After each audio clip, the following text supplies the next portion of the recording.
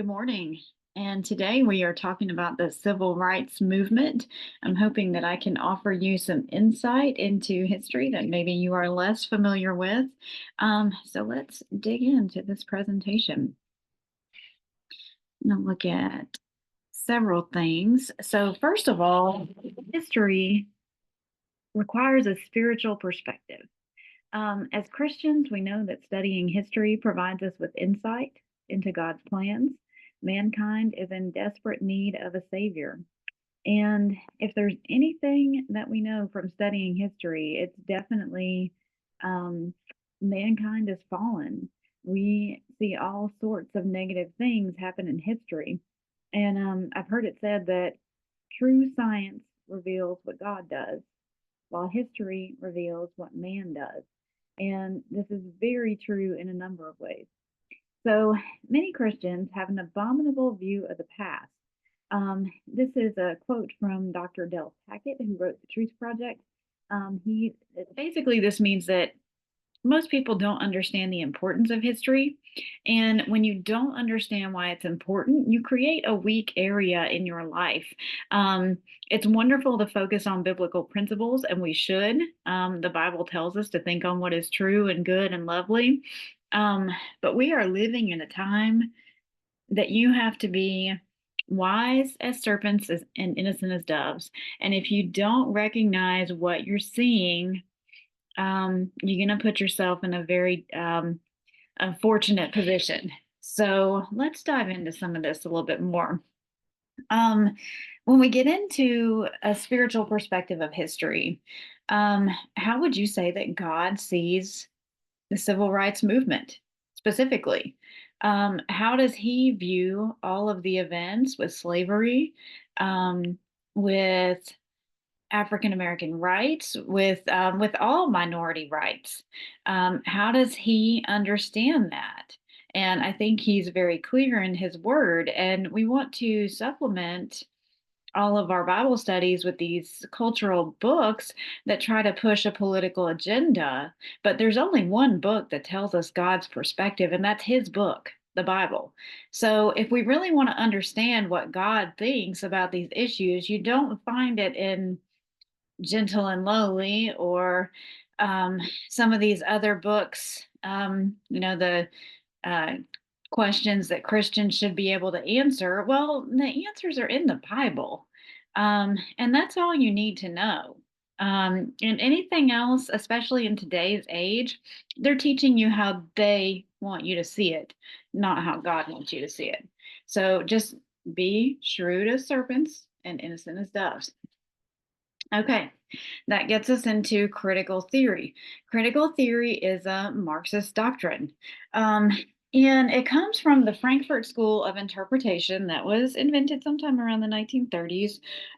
It is, I call it victim ideology because that's basically what it is. It's where there are oppressed people in society and there are the oppressors. And it's the job of the oppressors to raise up those who have been oppressed. So, excuse me. And so, this is just a basic explanation that I pulled off of a college website. So I didn't write this. But they say critical theory's core focus of inquiry is power and how it produces social inequality. It believes that power is unfairly distributed and is wielded by the powerful to maintain their power while oppressing the marginalized. Notice how many times that word power is used. It's all about power. It aims to call into question dominant cultural narratives by promoting marginalized voices and highlighting oppression. It believes that power structures need to be upended for justice and equality to be achieved. Okay, so that brings me to our first book. This entire PowerPoint is going to be based off of two books. The first one is called Waiting Till the Midnight Hour, A Narrative History of Black Power in America by Peniel E. Joseph. He is a DEI specialist at the University of Texas at Austin. He is founding director of the LBJ School Center for Black Study of Race and Democracy, CSRD. He has authored numerous books about the civil rights movement. He is a supporter of Black Lives Matter, and he also wrote a book called The Third Reconstruction, which details the death of George Floyd and the events of January 6th, 2020.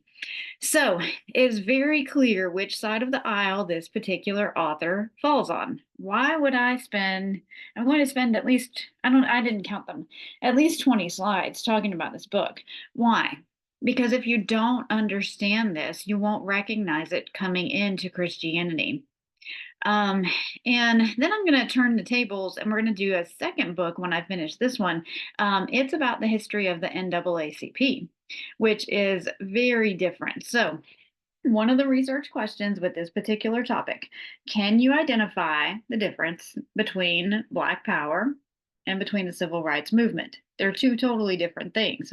Well, and I say totally, it's not really totally. They're very different things. Let me say it like that. I've spent some time over the last week studying Martin Luther King. I read Where Do We Go From Here? Chaos or Community, which is the last book he wrote before he passed.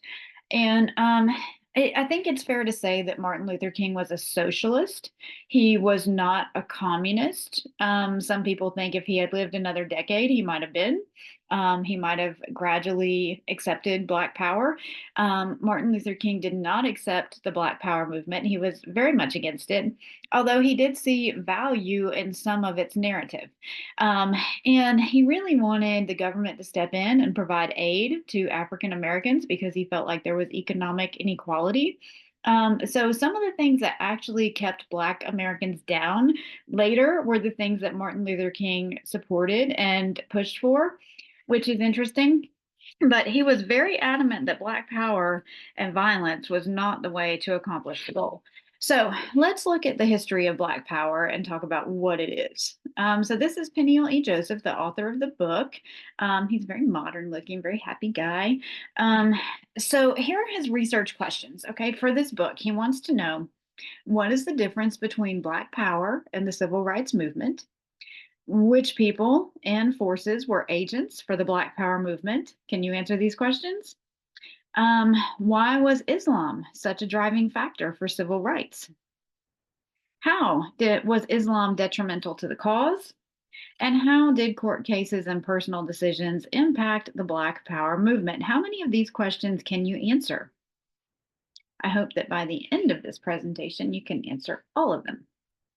Okay, so the author works chronologically through the history of the civil rights movement to explain how it became more focused on Black power rather than equality.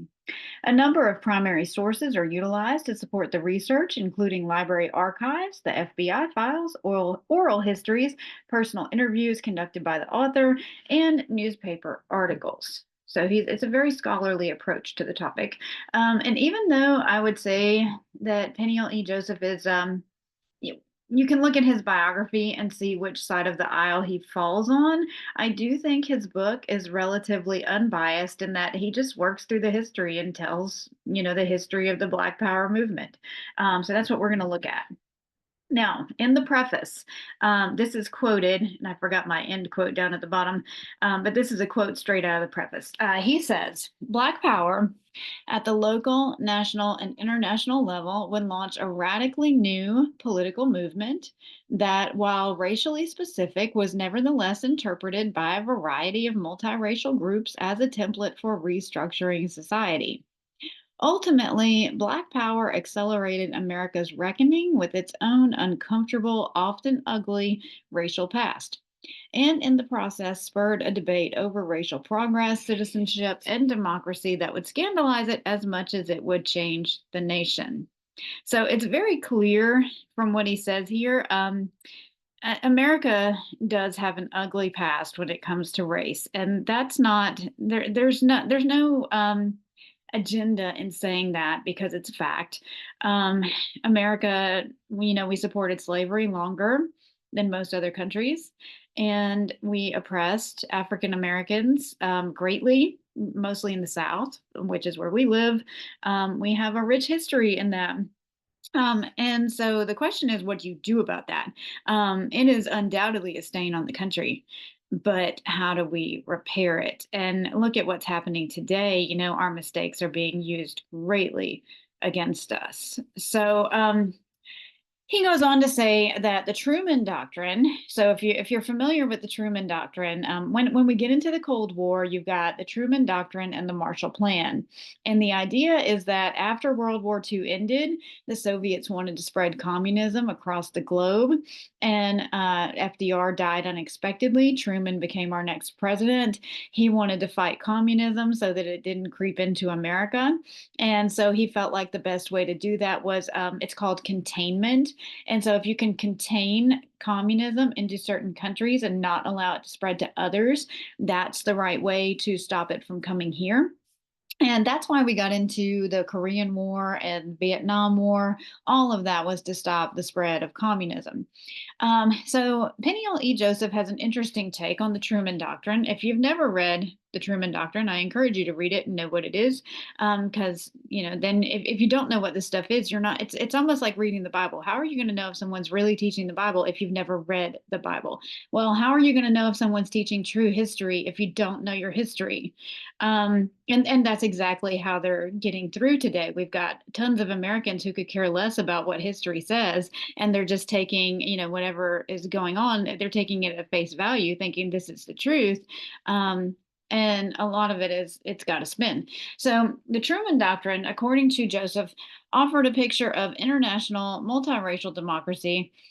Truman's foreign policies created a domestic political order that sacrificed freedom of speech and political association, not to mention agendas for racial and economic justice, at the altar of what he proclaimed to be a larger evil, communist totalitarianism.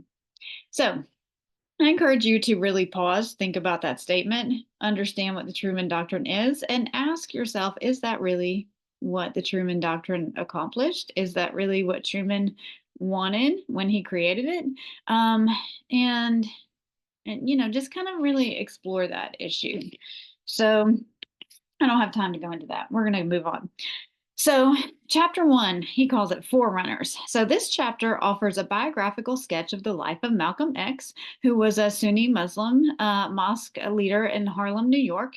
The chapter paints a picture of the civil rights movement as being pro-communist and anti-Christian. I think it's fair to say, and I've had many discussions about this at Liberty University when I was working on my degree, that communism is anti-Christian. It can't be anything else. And there are vast reasons for that. And I won't get into all of that right now. But if you study communism deeply, you'll understand that it's got its roots in anti-Christian values. So Malcolm X was a proponent of Black Power, obviously. He displayed the Islamic flag with the words freedom, justice, and equality, and the American flag with the words Christianity, slavery, suffering, and death. So I think that pretty much sums it up.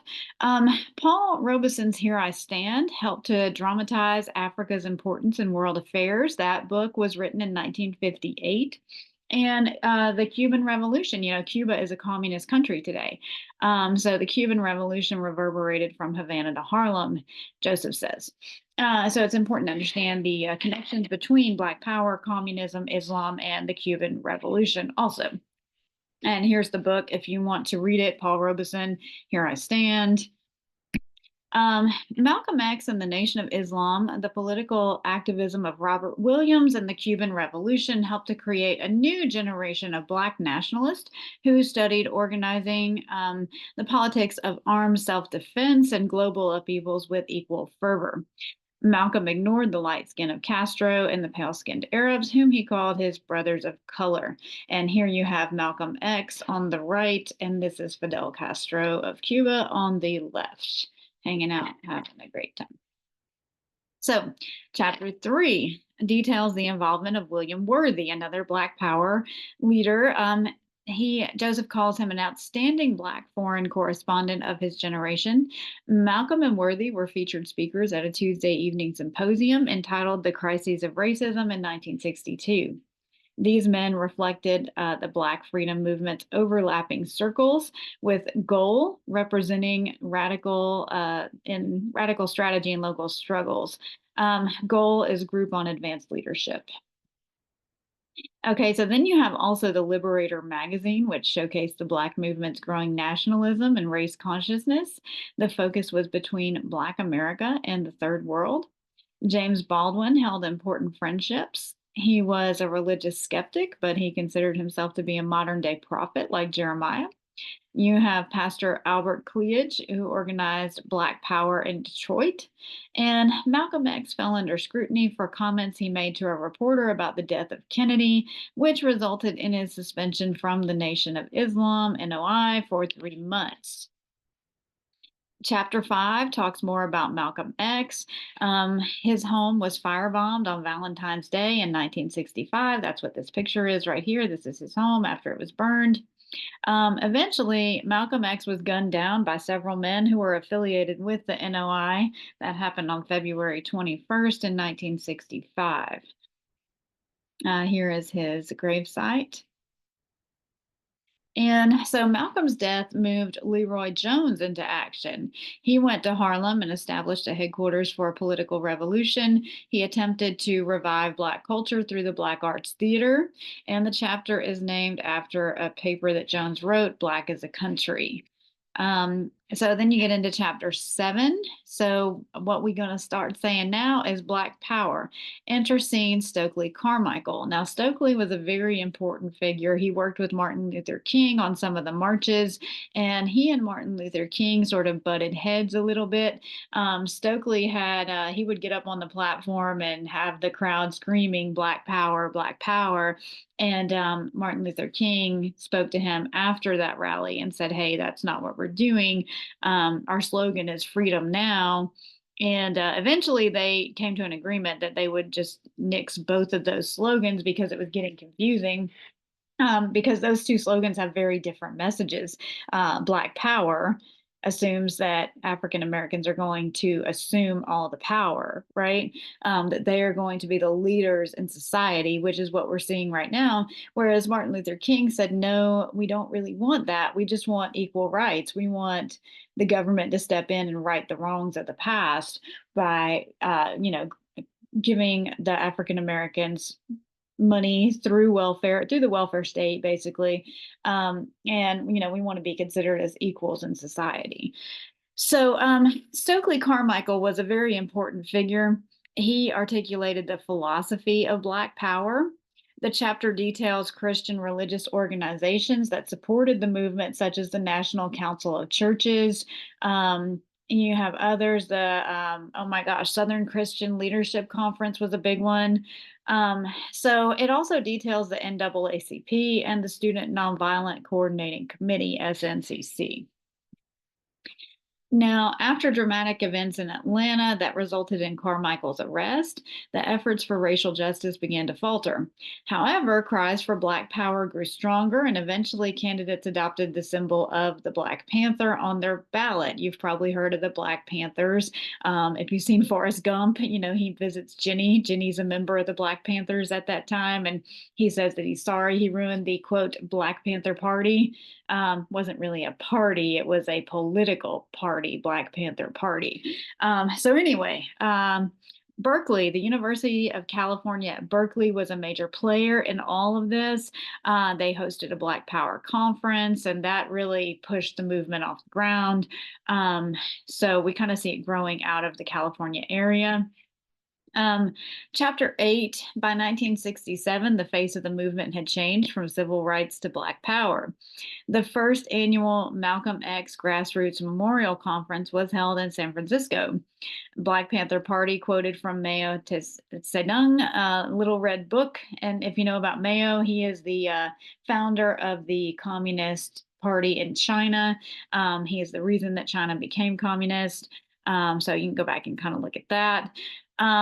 So collectively, the writings of and political analyses by King, Carmichael, Hamilton, and Cruz reflected the complexities of rapidly unfolding international and domestic political events. So, in other words, this thing was growing at an exponential rate, and it was affecting all of society at this time. So, again, we're at the end of the 1960s right here. Um, the Black Panthers were comprised mostly of young activists whose personal lives and oftentimes limited professional opportunities were defined by Oakland's increasingly impoverished landscape. Chapter 9, The Trial of Huey Percy Newton. So, Black Power loomed over the year 1968. Again, this is a quote from the book, all of this is. Which was packed with international crises, political assassinations, racial insurrections, climatic street demonstrations, anti war protest, and a bitterly contested presidential election. The future histories would look back at 1968 as effectively the end of democratic surges inspired by civil rights struggles, though actual events suggest the opposite. Black Power demonstrations would boil over for another 7 years. Now, Huey P. Newton, co founder of the Panthers and its Minister of Defense, faced the gas chamber if he was convicted for first degree murder of charges in the shooting death of Oakland police officer John Fay. So the whole deal with the police goes way back. Even Martin Luther King, in his letter from a Birmingham jail, he mentions that he cannot support the police department because of the way that they treated African Americans, which unfortunately is true in that time. America has a history of white police officers oppressing African Americans, which it doesn't happen today on the scale that it happened in the 60s, but we are seeing a play on that.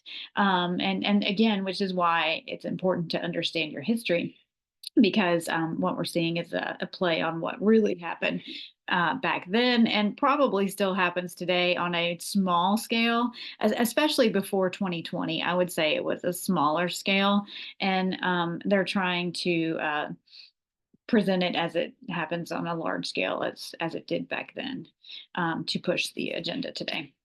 So in 1970, Newton's revolutionary manslaughter conviction was overturned. He was released from prison on August 5th. However, he was fatally shot on August 22nd by a member of the BFG who was sentenced to 32 years in prison for the murder. Carmichael began to think more about his own personal life after King's assassination and the disagreements in the Black Panther Party. So Stokely Carmichael ended up leaving the Black Panthers. He moved to Guinea in West Africa because he was realizing that most of the people who were involved with this were being assassinated. And he didn't want to be one of those people. So he just got out of it and went to Africa, and he lived the rest of his life in peace there, which I honestly think was a wise move on his part. In 1969, the Black Panthers were considered a radical organization, and they were targeted by local police departments, the National Guard, federal intelligence agencies. Carmichael's departure destabilized the Panthers, and they engaged in a bitter sectarian struggle. The book also details the Angela Davis trial, which represented a denouement of the series of climactic political struggles that briefly united the Black Panthers. Again, her story is interesting. If you want to take a look at it, I encourage you to look it up. She basically, Angela Davis was a professor at the University of California. She was accused of supporting the Communist Party and a group specifically called the Soledad Brothers, including George Jackson. Jackson's brother was accused of the murder of a judge. The crimes that she was accused of carried the death penalty, and surprisingly, she was acquitted by an all-white jury, which was sort of unheard of for that time. So I encourage you to kind of look up her story a little bit more if you're interested. After the Angela Davis trial, more than 8,000 people gathered in Gary, Indiana for the 1972 National Black Political Convention. Black Power came of age at Gary, and this is a quote from the book again. He argues it temporarily displaced civil rights as the representative movement for social and political progress, and the Black Panthers' political organizing in Oakland complemented the ALD's pursuit of a global agenda with its focus on local politics. All right, at the end here, this is a quote from the book. The final word of Black Power has yet to be written. In the nation's historical memory, the movement pales in comparison with the celebrations, political legislation, and landmark court cases associated with the civil rights movement. Okay, that brings us to book number 2, Lift Every Voice, the NAACP and the Making of the Civil Rights Movement. Okay, so now you have Patricia Sullivan, who is a professor of history and African American studies at the University of South Carolina. She is a former fellow at Harvard University's Institute, and she has authored numerous books about the civil rights movement.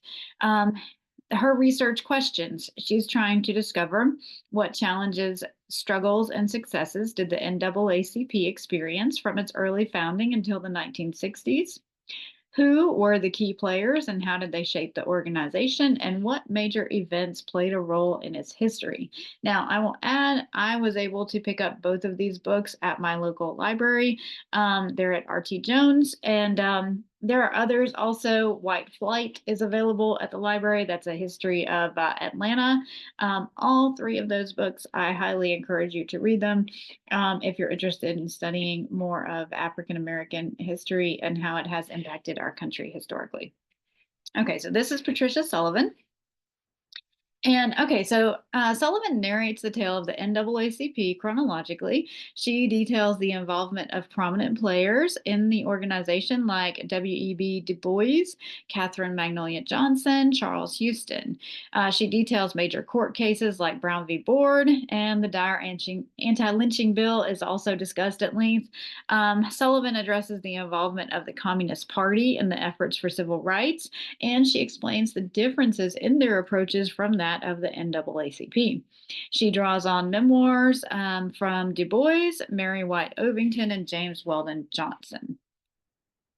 Okay, so here's the history of the NAACP. You can see their seal, National Association for the Advancement of Colored People. And so they began in 1908. There was a deadly race riot that erupted, and that was in Springfield. The Springfield riot was the final tipping point that led to the creation of the NAACP. People were appalled at the rampant violence, and a group of white liberals that included Mary White Ovington and Oswald Garrison Villard, both who were descendants of famous abolitionists. They came together, and it ended up being about 60 people. I think it's important to understand that the NAACP was founded mostly by white people. Only 7 of the original founders were African Americans, and they all signed the call, which was released on the centennial of Abraham Lincoln's birth. So quite a historic day. Okay, so that's very important to understand. Black Power was founded by African Americans. They didn't want white people to be involved. If you read Dr. King's book, Where Do We Go From Here? Stokely Carmichael was adamant. There's a narrative that King includes of one of their conversations, and he said that he didn't want white people involved with the march. And King was on the opposite side of that. He said that he thought a lot about his white brothers and sisters, and if they wanted to be involved, he didn't see any reason to stop them. But he does understand Stokely had some negative experiences, which probably caused him to shun the white population. So that's also a very important aspect of all this. Okay, so chapter 1, um, Webb Du Bois, I'll call him Webb, it's W-E-B, I believe. So Du Bois arrives in Manhattan, where the NAACP had their headquarters, and he said he wanted to work for them. And they said, sure, that's great, but we have no idea how we're going to pay you because we have no funds. And so I think that's one of the first things that we notice about the NAACP. They really didn't have a lot of financial backing at the beginning. That changed over time, but a lot of people just kind of joined on faith. Oswald Garrison Villard wrote an article called The Call on February 12th, 1909, which was the 100th year anniversary of Lincoln's birth. He speculated on what Lincoln would find if he visited America that year. The article concluded with an appeal to join in a national conference for the discussion of present evils. So the NAACP encountered many struggles in its early days, such as finances and leadership. Its activity failed to distinguish it as an organization capable not only of defining the problem, but of effectively challenging the growing assault on the lives and opportunities of Black Americans. The years leading up to World War II marked a critical testing for the NAACP. Excuse me. The Birth of a Nation was a cinematic celebration of the lost cause. And if you're familiar with Civil War historiography, you know that the lost cause is a historiographical interpretation that was common from about 1930 to about 1960, or maybe mid 50s when the civil rights movement began to really take off. Some people have called The Birth of a Nation the most racist film in the history of America.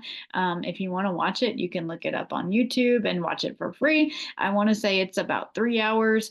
But the lost cause interpretation, I think it's important to understand history goes through cycles, like the way historians write about history goes through cycles in the way that pop culture goes through cycles. So a topic will be popular for a time and then it will kind of wane and something else will be popular. So, like right now, history is in the race, class, and gender stage where historians find it popular to write about the Civil War. They write about Reconstruction, Lincoln, women's studies, gender issues. Those are all the things that historians are writing about today. And other topics really don't get a lot of attention, unfortunately. I definitely think the Jewish Arab crisis would be in there with some of that.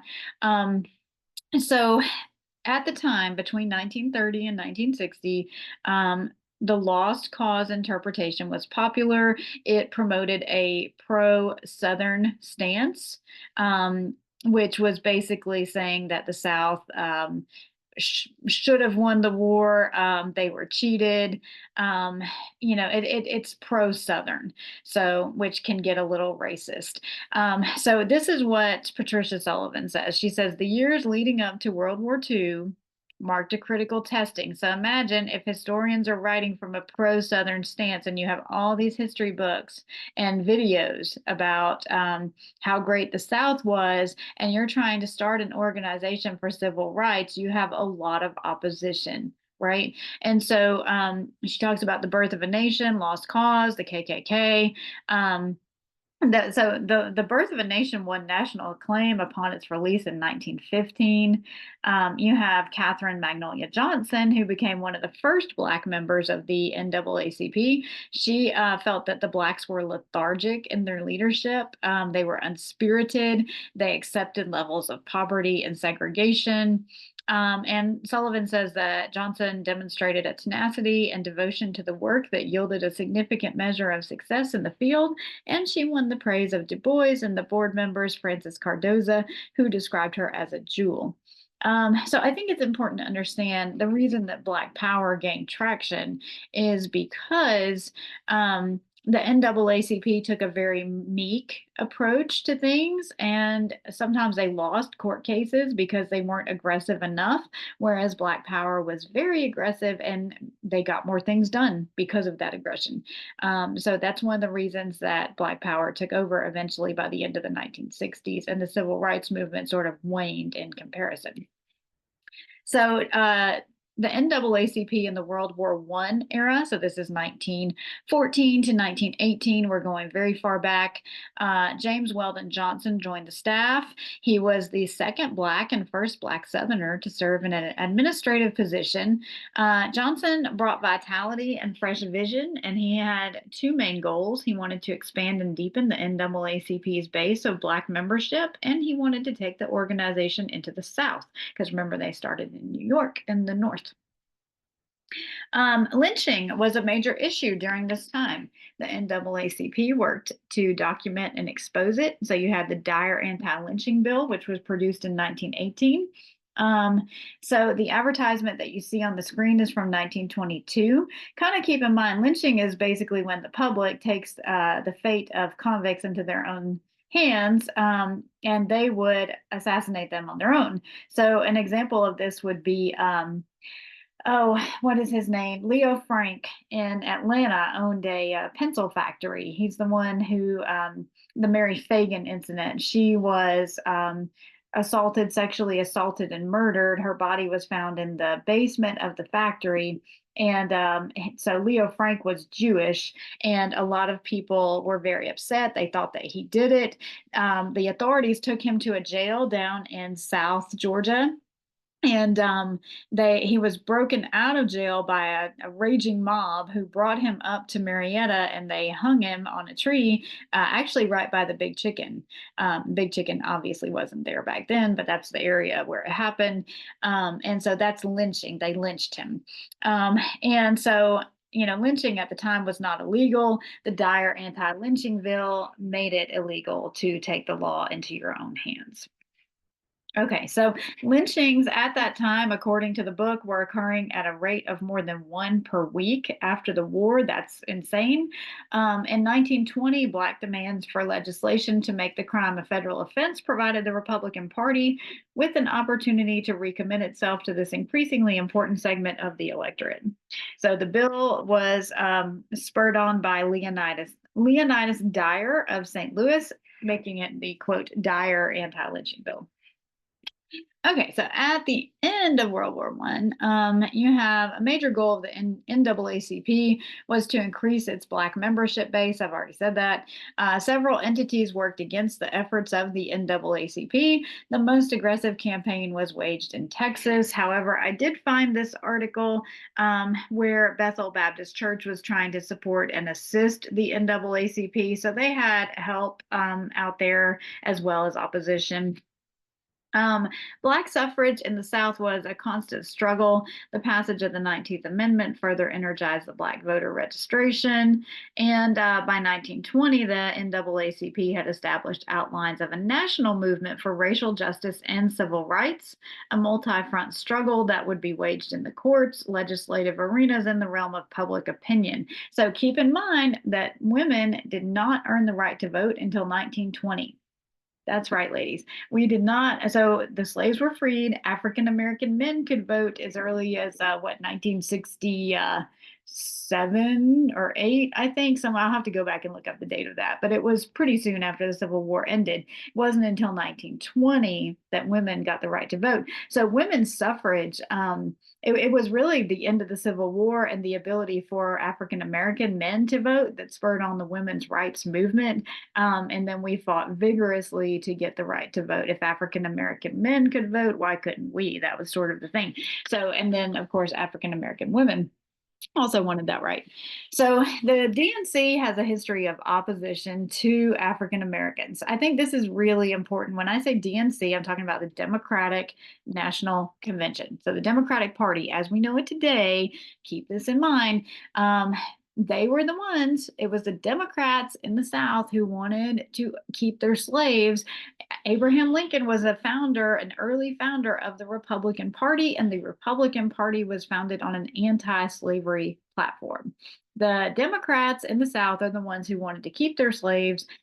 They are the ones who oppressed African Americans. They were part of the KKK in the 1920s. That was not a Republican thing, that was a Democratic thing. Most Black voters were members of the Republican Party in the 1920s, and obviously the Democratic Party flipped at some point in history. If you're wondering when that was, that occurred under Franklin Delano Roosevelt. That's when the party flipped, and he was the one who really started supporting African American rights. Okay, Roosevelt created a Black cabinet to advise him on issues that were important to African Americans. So, the president has a cabinet, which is basically like all of his advisors. They were always white up until that point. Roosevelt is the one who said, hey, we need a group of Black people to tell us about their situation and help us make decisions for them. And that's really when it flipped. It was under FDR that the Democratic Party began calling for an end to racial discrimination. Truman followed in FDR's footsteps in many ways.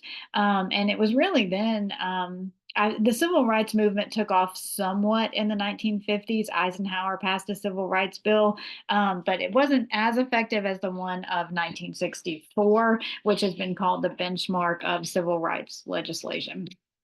Okay, so by the early 1920s, approximately 85% of the NAACP supporters came from Black people. So that's great. Between 1909 and 1920, they had a memberships change. By 1928, the power of the Black vote began to grow, and candidate Al Smith, who was the very first Catholic to ever run for office, began to gain their support. Obviously, Smith didn't win. Our very first Catholic president was JFK, and today we we have Joe Biden, who is also Catholic. So, the Communist Party of the United States was just beginning to cultivate a base in the South in 1931. They organized in New York a decade earlier. So, you have the CPUSA established an outpost in Birmingham in the heart of the Black Belt in 1930. The Communist Party's bold defense of the Scottsboro Boys offered a dramatic contrast to the seemingly staid approach of the NAACP. Yeah, I don't have time to go into the Scottsboro Boys, but definitely read up on them. It's a trial. I want to say that they were accused of raping a woman, and the NAACP was just sort of lethargic in their defense. It didn't go very well, whereas Black Power movement really gained traction on that. Du Bois initiated a frank examination of how a major segment of Black America viewed the Communist Party, and newspapers published articles that were positive in their assessment. New Deal era was a critical period of Black political activism and a formative stage in the evolving movement for freedom and civil rights. The unprecedented expansion of federal power through FDR, the inclusive rhetoric of Roosevelt administration, the enactment of labor rights legislation, and the growth of the industrial labor movement, and all the emergence of Black and white coalitions on the left all helped to challenge and disrupt the foundations of the nation's racial divide. Du Bois considered resigning from the NAACP because he wanted to work on a magazine called The Crisis. And so he did finally do that in 1934. And the NAACP began to feel increasingly crowded as it struggled to find a way to address the varied problems that plagued urban communities. So, white flight is a term, it's a real historical term, refers to the way that white Americans would move out of neighborhoods as African Americans would move in. So, white flight, quote. So, this particular book is about Atlanta, and it goes through various neighborhoods in Atlanta, and it talks about how they became predominantly African American because whites moved out. And it talks about the way that the white people treated the African Americans through this process, which I will say was very unfortunate. And it is definitely true history. I would say that it's not. There are other aspects of the history also that need to be considered that I feel like are not in this book. But at the end of the day, in the South, there was definitely an unfortunate push to oppress African Americans, which is the truth. So if you want to know more about the history of Atlanta, this is a great book for that. Then you have Albert Williams. He was the first person, first African American member of the NAACP to be murdered, and that happened in 1940.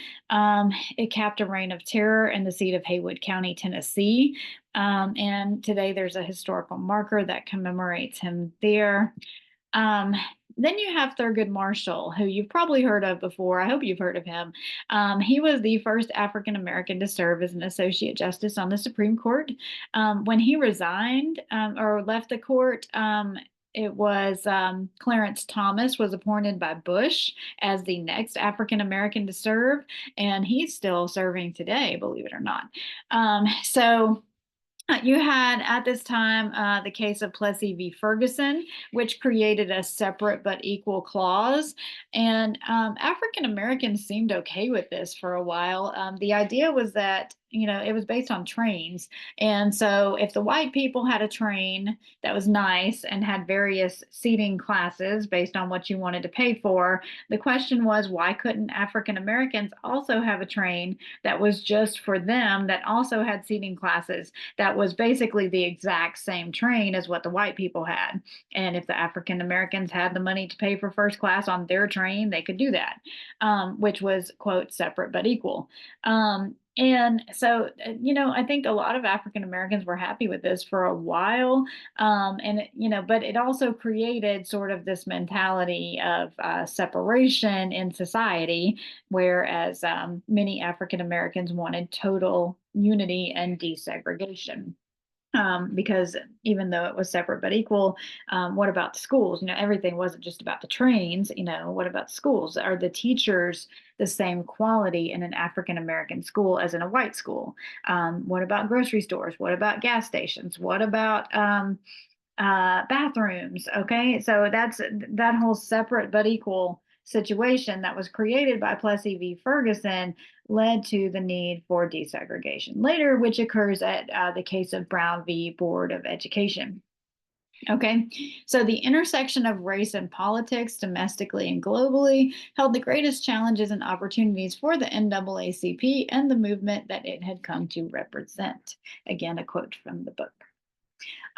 The aggressive anti-communism of the Cold War and the sticky problems of loyalty challenged political alliances that had grown up since the 1930s. Great concern arose that communism was creeping into the NAACP. So, this book was written by Wilson Record, Race and Radicalism, the NAACP, and the Communist Party in Conflict, which again is sort of it just embodies the difference between Black power and civil rights. They're two different things.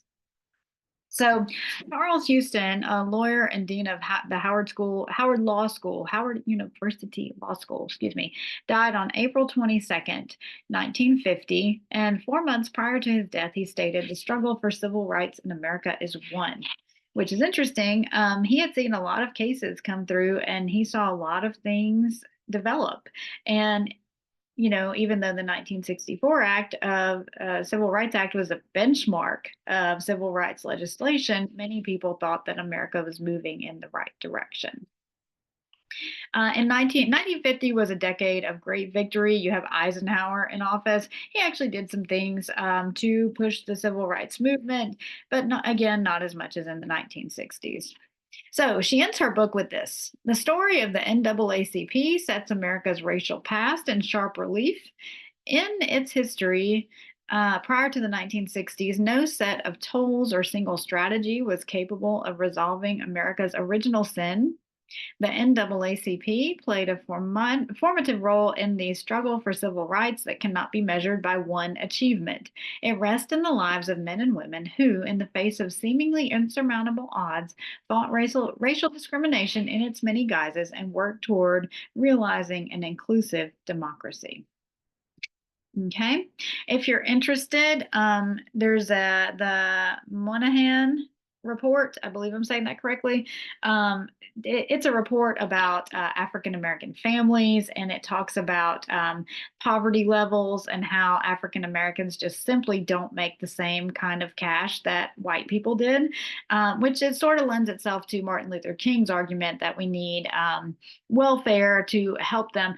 I personally don't think that Martin Luther King wanted the African Americans to stay on welfare, which is sort of what happened, and why they're sort of oppressed by that today. I think he wanted it temporarily so that they could get on their feet, give them a little bit more opportunity, such as the ability to get business loans and things like that. And then they'll work at it and they'll rise up. And so I think that's sort of where he was going with it. I don't think he realized that it would end up becoming the thing that kept them down. And if you look at crime rates among African Americans, whole studies have been done on that. The crime rate among African Americans was pretty low in the 1930s and 1940s. And it wasn't until after the welfare state really became a booming thing that crime rates among them rose exponentially, and really in America in general. And I think that there are definite connections that can be made there. So I think that about covers my presentation. Thank you for taking the time to listen to this. I hope that it has been enlightening, and that you are able to use this information as you navigate modern society to understand some of the things that are going on and be able to connect that to some of the historical events, and know what your stance is on some of this today. So that's it. Have a great day.